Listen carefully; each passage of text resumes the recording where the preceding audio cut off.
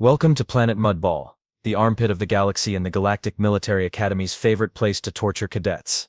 The planet got its charming name from its two main features: mud and more. Mud. Oh, and the occasional rainstorm that turns the mud into slightly wetter mud.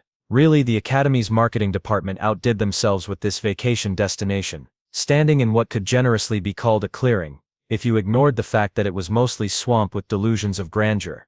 Commander Blaze surveyed his latest batch of survival course victims. The commander was a Thermalian, which meant he looked like someone had crossed a lizard with a blowtorch, and given the result anger management issues. His scales flickered between orange and red, which in Thermalian body language roughly translated to "I'm about to make your day significantly worse." Attention, cadets. Blaze's voice carried the kind of authority that suggested he'd been yelling at young beings for at least 3 centuries. Today you will learn the ancient art of not dying horribly in the wilderness. How refreshing. The cadets stood at attention, or at least their species equivalent of attention. There was Zephyr, an insectoid from the Precision Collective, whose forearms were already twitching with the need to measure anything, down to the molecular level. Her compound eyes gleamed with the kind of manic intensity that suggested she'd already calculated 17 different approaches to whatever challenge was coming and found them all insufficiently optimized. Next to her stood Grunt, and calling him large would be like calling a supernova slightly warm. The rock muncher was essentially a walking boulder with an appetite for minerals and a personality to match. He was currently eyeing a nearby tree with the kind of look that suggested he was wondering if bark counted as a vegetable in his diet. Then there was Whistle, whose name was actually an approximation of a sound that made most species' ears bleed. The energy being flickered between visible and invisible, vibrating with excitement that seemed to make the air around them hum like a broken power generator. Whistle's enthusiasm was legendary at the Academy, mostly because it had once accidentally leveled a cafeteria. And finally, there was Jake Martinez, the lone human in the group. Jake had the distinct honor of being the first human exchange student at the Academy, which meant he was treated like an interesting specimen from a nature preserve. Most of the other species viewed humans as those cute primitives who somehow managed to build spaceships despite having only 2 arms and no natural weapons. Jake had learned to smile and nod at this assessment while secretly keeping track of which aliens would be the first to panic in an actual crisis. "Your mission," Commander Blaze continued, his scales now shifting to a pleased yellow, "is to construct adequate shelter using only organic materials native to this planet. You have until sunset tomorrow. Those who fail will spend the night experiencing Mudball's charming weather patterns firsthand." As if on cue, a distant rumble of thunder rolled across the swamp, and the humidity somehow managed to increase to the point where breathing felt like drowning in slow motion. Oh, and cadets. Blaze's grin revealed teeth that belonged in a horror movie. "The forecast calls for a Category 5 storm tonight. Sweet dreams." The moment Commander Blaze dismissed them, the aliens scattered like debris from an explosion, each racing to implement their species' particular brand of overthinking. Zephyr immediately began what could only be described as a mathematical seizure. Her forearms moved in perfect synchronization, measuring branches, calculating angles, and muttering equations under her breath that would have made a quantum physicist weep with envy. She'd apparently decided that the optimal shelter was a geodesic dome, because of course she had. Structural integrity coefficient of 0.847, she buzzed to herself, holding a stick up to the light and squinting at it with the intensity of someone trying to read the meaning of life in its grain pattern. Insufficient tensile strength for primary load-bearing applications. Must recalculate the stress distribution matrix. She tossed the perfectly good branch aside and picked up another one, subjecting it to the same rigorous analysis. At this rate, she'd finish her shelter sometime around the heat death of the universe. Meanwhile, Grunt had discovered what he apparently considered the fundamental flaw in the entire challenge. Why build with organic materials when you could simply eat half of them first? This was rockmuncher logic at its finest. He'd started with what looked like a promising pile of sturdy logs, but every few minutes, he'd examine one particularly appetizing piece of wood, shrug his massive shoulders, and take a bite. He rumbled, crunching through what had been a perfectly good support beam. "This one tastes like victory," with hints of termite damage. His construction technique appeared to involve building something that looked vaguely shelterish, getting hungry, eating part of it, then starting over with renewed optimism and a slightly smaller pile of materials. It was like watching someone try to solve a jigsaw puzzle, while a very large, very friendly dog kept eating the pieces. Whistle, on the other hand, had decided that the secret to construction was enthusiasm. Pure, unbridled, reality-warping enthusiasm. The energy being was vibrating at frequencies that made nearby leaves spontaneously combust and caused small animals to relocate to different zip codes. This is going to be amazing. Whistle's voice made the air shimmer. I'll use harmonic resonance to bind the molecular structure of the organic compounds. It's foolproof. What Whistle had apparently not considered was that when you vibrate at the frequency needed to rearrange molecular bonds, you also vibrate at the frequency needed to turn your building materials into a fine powder. Every branch they touched immediately disintegrated into component atoms, leaving behind small piles of what had once been perfectly good construction material. Whistle hummed, staring at the pile of former tree. Maybe I need to adjust the harmonic frequency. More bass. The increased vibration caused a nearby boulder to crack in half. Grunt looked over hopefully, but apparently even he had standards about eating rocks that had been vibrated into submission. Jake, meanwhile, had found a comfortable spot under a tree, and was watching this three-ring circus of incompetence with the kind of fascination usually reserved for particularly spectacular traffic accidents. He'd been quietly gathering what the others would probably dismiss as random debris: mud, flexible vines, broad leaves, and various sticks that hadn't met Zephyr's impossible standards or Grunt's digestive requirements. "Hey human," Zephyr called over, taking a brief break from her mathematical nervous breakdown. "What's your approach? Some kind of primitive lean-to situation?" Jake looked up from where he was sorting his materials with the calm efficiency of someone who'd actually paid attention during survival training, instead of spending the entire course calculating the theoretical maximum efficiency of emergency rations. "Something like that," he said, experimentally testing the flexibility of a vine. "Just going to see what works."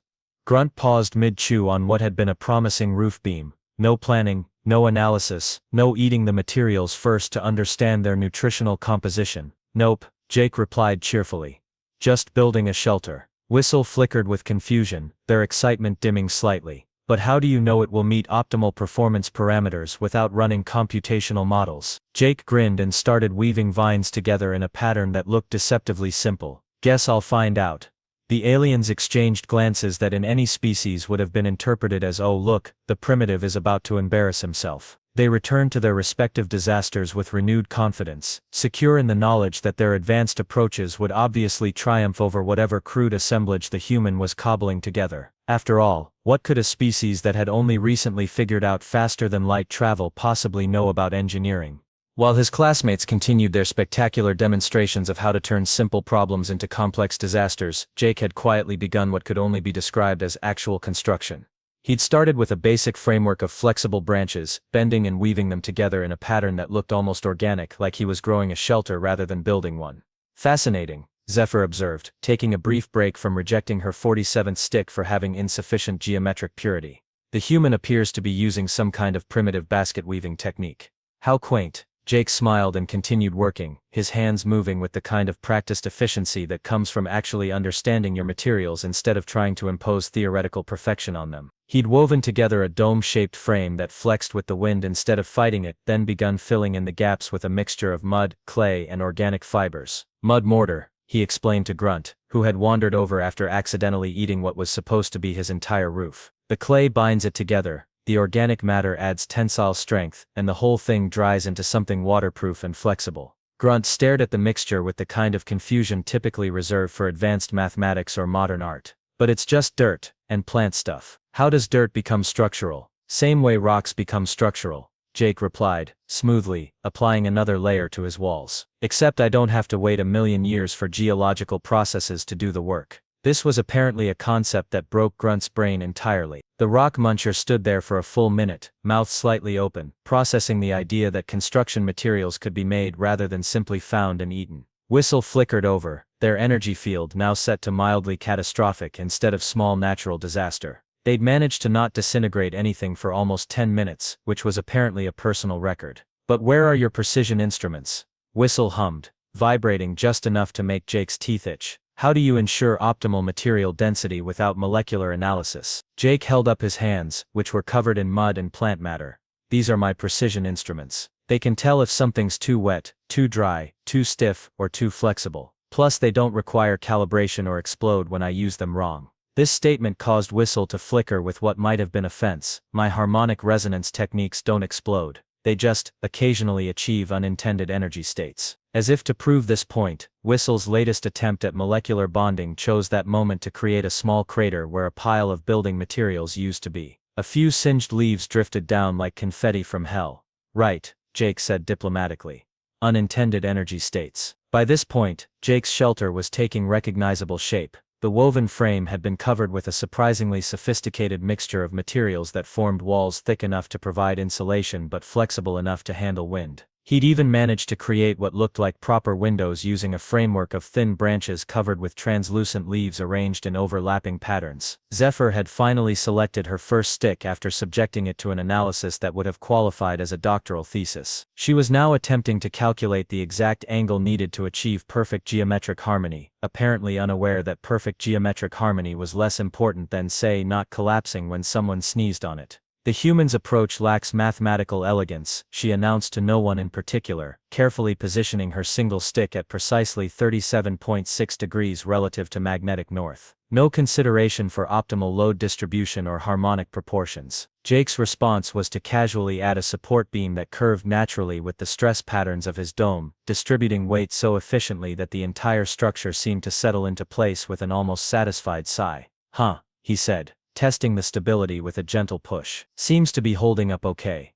The weather meanwhile had been steadily deteriorating from merely unpleasant to actively hostile. The humidity had reached the point where the air was practically chewy, and the distant thunder was getting less distant by the minute. The wind had picked up enough to make Jake's flexible shelter sway gently, while causing Zephyr's single perfectly positioned stick to vibrate ominously. "Perhaps," Jake suggested, adding another layer of mud and fiber coating to his walls, "you might want to focus on getting something built before the storm hits." Zephyr's compound eyes fixed on him with the kind of look that suggested she was calculating exactly how much disdain a primitive species deserved. "Proper engineering cannot be rushed, human. Unlike your crude assemblage, my shelter will be mathematically perfect." "Will it be waterproof?" Jake asked, testing one of his walls by splashing some water on it. The water beaded up and rolled off. "Waterproofing is a secondary consideration," Zephyr replied, now working on positioning her second stick. "Structural integrity through geometric optimization takes precedence." Jake looked at the gathering storm clouds, then at Zephyr's two sticks, then at Grunt's half-eaten pile of former building materials, then at the small crater that used to be Whistle's construction site. "Right," he said, and went back to work on his roof. The storm hit Planet Mudball like an angry god having a particularly bad day. What had started as distant rumbling transformed into a meteorological tantrum that turned the sky the color of old bruises and made the air taste like copper and regret. Zephyr had finally achieved what she considered mathematical perfection. Her geodesic dome consisted of exactly 47 sticks, each one positioned according to calculations that would have impressed a computer and bored a mathematician to tears. Every angle had been measured to 3 decimal places. Every joint had been secured with the kind of precision that suggested she'd used a micrometer instead of her eyeballs. "Behold," she announced proudly, her 4 arms spread wide in triumph. "Perfect geometric harmony achieved through superior precision collective engineering principles." The structure was admittedly beautiful. It looked like something that belonged in a museum of theoretical architecture, assuming museums had a wing dedicated to things that were gorgeous but completely useless. The sticks formed elegant curves and precise angles that would have made Euclid weep with joy. Then the wind hit. Zephyr had calculated for structural load, material stress, and geometric optimization. What she had apparently forgotten to calculate for was the basic fact that wind tends to push on things, and things that are pushed tend to move, especially when they're not actually attached to the ground in any meaningful way. The first gust lifted her perfect dome approximately 3 feet into the air, where it hung for a moment like a geometric butterfly before rotating gracefully and slamming back down in what could generously be called a stick explosion. 47 perfectly measured branches scattered across the landscape with the kind of dramatic flair usually reserved for the climax of action movies. "Impossible," Zephyr shrieked, her compound eyes tracking the trajectory of her former masterpiece. The calculations were perfect. The angles were optimal. The geometric ratios were mathematically sublime. "Yeah," Jake called over the wind, securing another mud-covered vine to his steadily growing shelter. "But did you calculate for weather?" Meanwhile, Grunt had achieved what he considered a breakthrough in shelter construction. Instead of eating his materials before building, he'd decided to build first and eat second. This represented a philosophical shift that would have impressed ancient Greek philosophers, assuming they were easily impressed by obvious solutions to self-created problems. His shelter looked exactly like what you'd expect from someone whose primary tool was appetite, and whose secondary tool was optimism. It was large, blocky, and constructed with the kind of engineering principles that suggested he'd learned architecture from playing with blocks as a child, assuming he'd been a very large, very hungry child. The problem was that Grunt's species had evolved on a planet where the weather was basically mild rock-flavored breeze and the most severe natural disaster was occasionally a pebble falls down. The concept of structural reinforcement was as foreign to him as the concept of not eating building materials had been 20 minutes ago. His shelter had walls, technically speaking. It had a roof, in the sense that there were things on top of other things.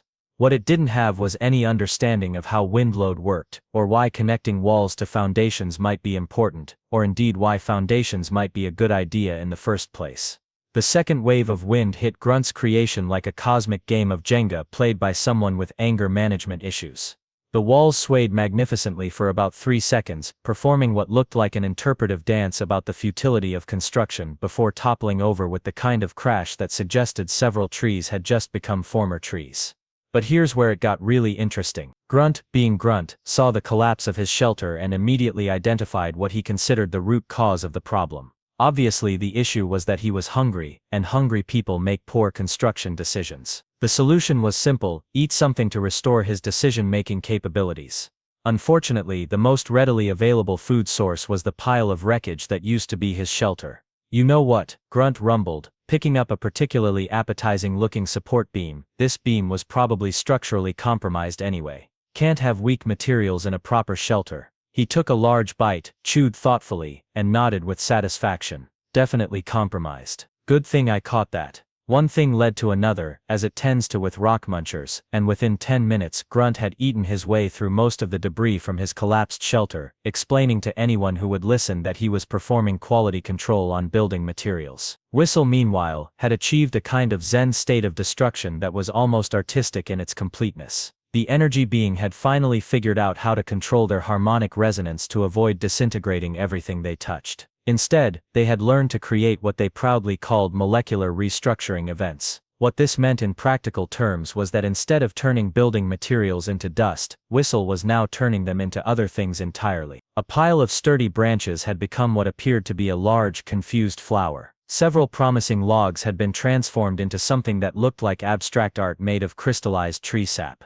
A perfectly good collection of mud had achieved sentience briefly before dissolving back into its component elements with what sounded suspiciously like a sigh of relief. "I'm getting much better at this," Whistle announced proudly, their energy field flickering with excitement. "Watch this. I'm going to create the perfect molecular bond." They focused their resonance on what had been their most promising building material yet, a large collection of interwoven branches that had taken them an hour to arrange. The harmonic frequency built up gradually, causing the air around the structure to shimmer like heat waves. For a moment, it looked like it might actually work. The branches began to fuse together at the molecular level, creating what appeared to be a single, incredibly strong piece of organic construction material. Then the frequency hit a harmonic that resonated with something deep underground. The resulting earthquake was small by geological standards, measuring maybe a 3.2 on the Richter scale. But when you're standing on a swamp planet during a storm, even a small earthquake can have what scientists call unintended consequences, and everyone else calls "oh no, why is everything moving?" The ground rippled like water, sending shockwaves through the mud that made everything bounce in ways that ground generally shouldn't bounce. Zephyr's scattered sticks performed an encore of their earlier acrobatic display. Grunt's remaining building materials achieved briefly flight before landing in what was now a small pond where solid ground used to be. And Whistle's perfectly fused construction material cracked down the middle with a sound like the universe clearing its throat. "Oops," Whistle flickered, their energy field dimming with embarrassment. "I think I might have overcorrected the harmonic matrix." Through all of this chaos, Jake's humble shelter sat exactly where he'd built it, swaying gently with the wind like it was enjoying the storm. The flexible framework absorbed the earthquake's shockwaves without complaint. The mud and fiber walls shed rainwater like they'd been designed by someone who actually understood what rain was for. Even the small tremor that had knocked everyone else off their feet just made Jake's shelter settle a little more firmly into its foundation. Jake himself was inside, calmly adding final touches to what was turning out to be a surprisingly spacious and comfortable interior. He'd even managed to create a small fire pit with proper ventilation, because apparently some humans just like to show off. Outside, the storm reached what meteorologists would later describe as aggressively unpleasant levels. Rain came down in sheets thick enough to swim through. Lightning turned the sky into a strobe light designed by someone with serious psychological issues. And the wind howled with the kind of enthusiasm usually reserved for natural disasters that get named after people. The three aliens stood in the wreckage of their respective construction attempts, getting thoroughly soaked and looking like the poster children for advanced civilizations learning hard lessons about the difference between theory and practice. That's when Jake's voice drifted out of his cozy, dry, structurally sound shelter. "Hey, you guys want to come inside? There's plenty of room and I made hot chocolate." The three aliens stood in the howling storm for exactly 47 seconds before pride gave way to the basic survival instinct that even advanced civilizations couldn't evolve out of. Water was cascading down their various forms of anatomy in ways that suggested the universe had a sense of humor and wasn't afraid to use it. Zephyr was the first to crack. Her compound eyes were designed for precision work, not for filtering rainwater, and she was beginning to look like someone had dunked a very sophisticated calculator in a fish tank. Perhaps she buzzed with as much dignity as someone could muster while resembling a drowned insect. A temporary strategic retreat would be mathematically sound. Grunt nodded enthusiastically, sending a small waterfall cascading off his rocky hide. "Yeah, and I could really use a snack. All this quality control work has made me hungry." Whistle was flickering between visible and invisible so rapidly that they looked like a strobe light having an identity crisis. "My energy matrix is getting waterlogged," they hummed miserably. "I didn't know that was even possible." So the three most advanced species in the known galaxy swallowed their pride and approached the shelter built by the species they'd been treating like a particularly clever pet. Jake's voice drifted out cheerfully. "Doors on the south side, mind the welcome mat, it's still drying." There was in fact a welcome mat. Jake had apparently woven it from the same materials as his shelter, and it was not only functional but actually attractive. It even had a simple geometric pattern that would have made Zephyr weep if she hadn't been too busy being impressed to weep. The entrance itself was a marvel of practical engineering disguised as simplicity. Instead of a rigid doorway that would compromise the structure's flexibility, Jake had created an overlapping flap system that kept the weather out while allowing easy access.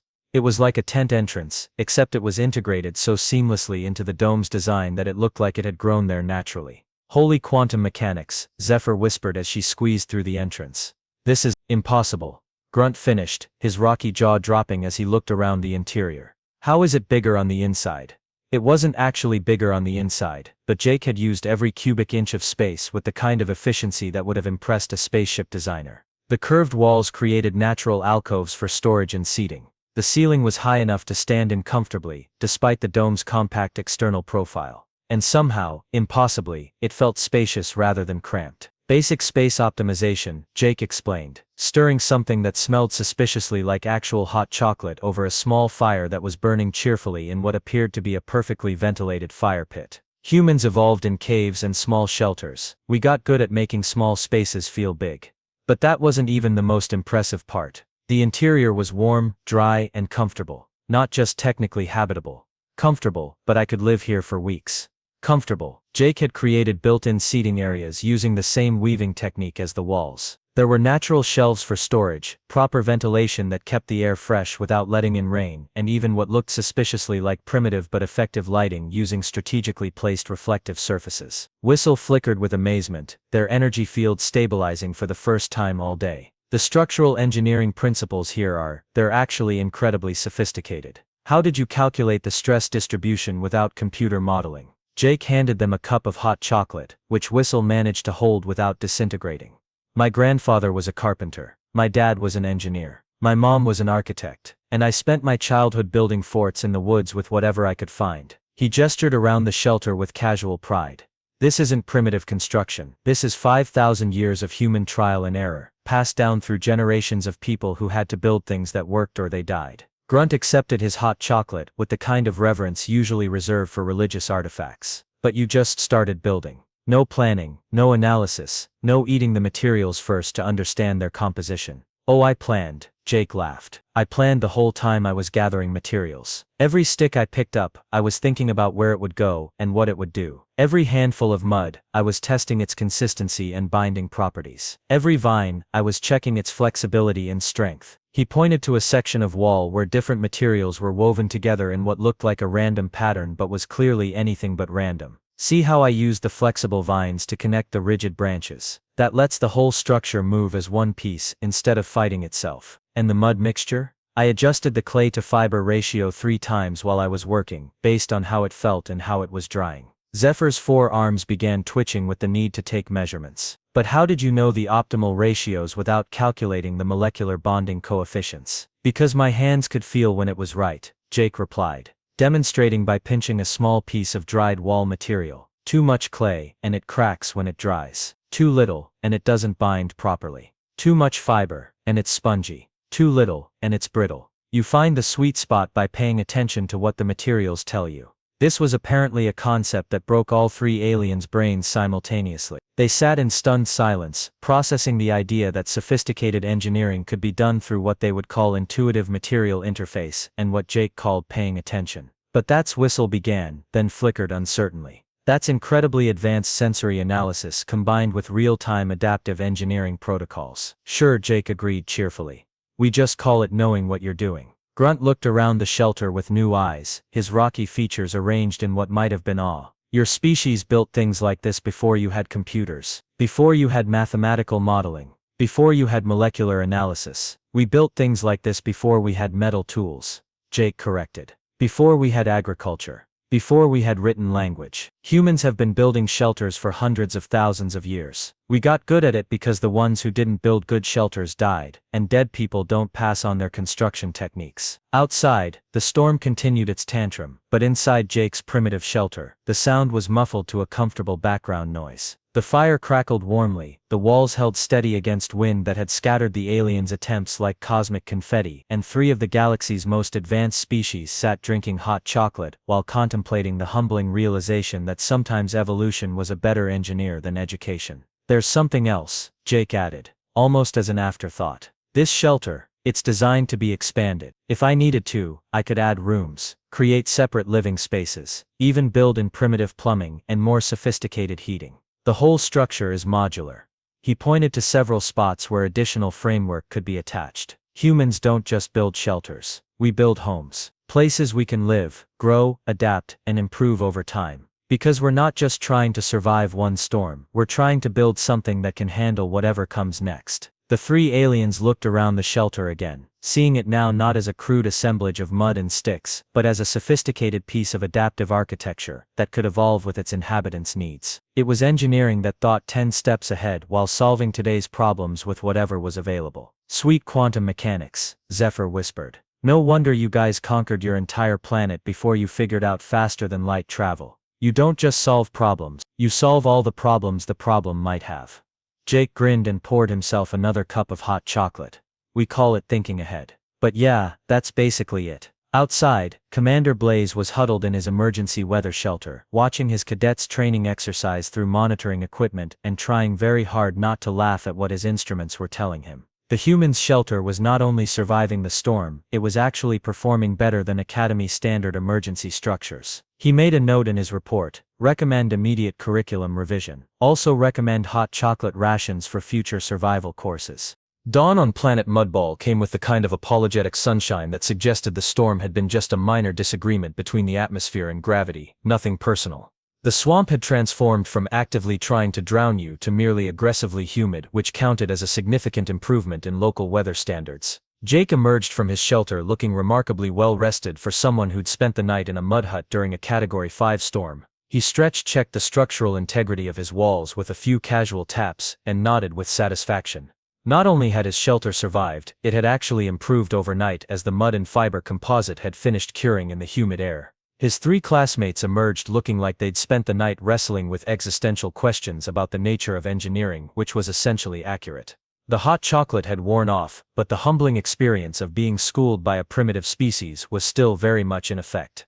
Right, Jake announced cheerfully. Who wants to learn how to build one of these? This was where things got truly entertaining. Zephyr approached the task with the kind of methodical intensity that suggested she was attempting to reverse engineer alien technology. She'd apparently spent half the night taking measurements of Jake's shelter with improvised instruments, calculating angles and ratios with the dedication of someone trying to crack the universe's source code.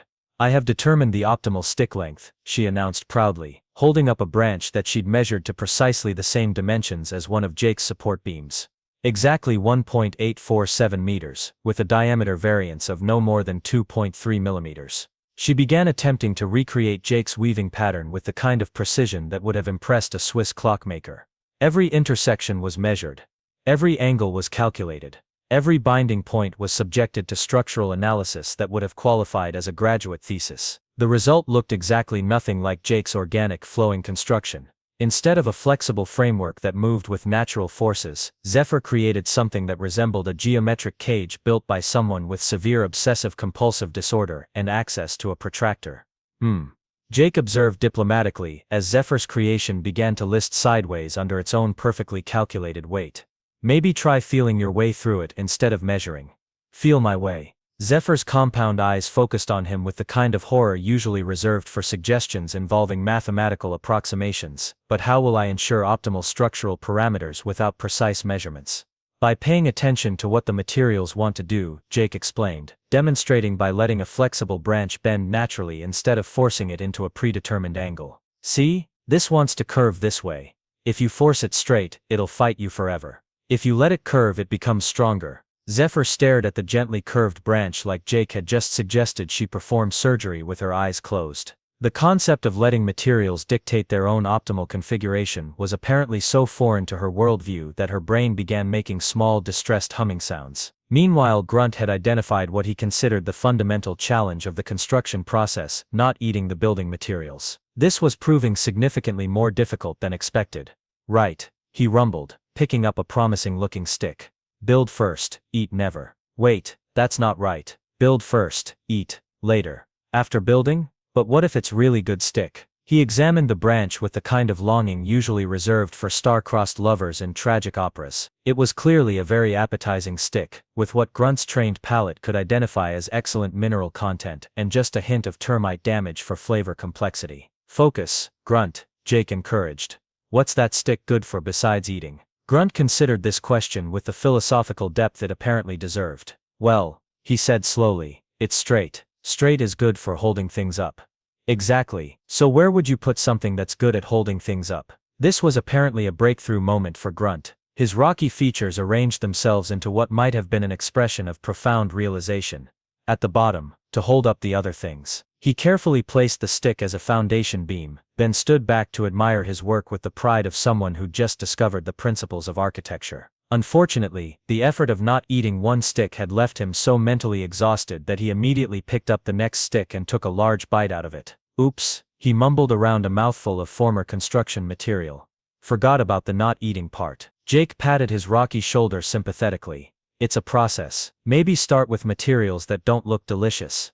Grunt considered this suggestion seriously. But the delicious ones are usually the strongest. It's like a quality indicator. This led to a fascinating philosophical discussion about whether structural integrity and flavor were actually related, which Jake diplomatically avoided by suggesting that Grunt could quality test one stick out of every 10, as long as he used the other 9 for building. Whistle, meanwhile, had achieved a breakthrough in harmonic resonance that they were extremely proud of. Instead of disintegrating everything they touched, they'd learned to vibrate at frequencies that were merely aggressively disruptive rather than molecularly catastrophic. Watch this, Whistle announced, focusing their energy on a pile of mud with the kind of concentration usually reserved for diffusing bombs. I'm going to create perfect molecular cohesion.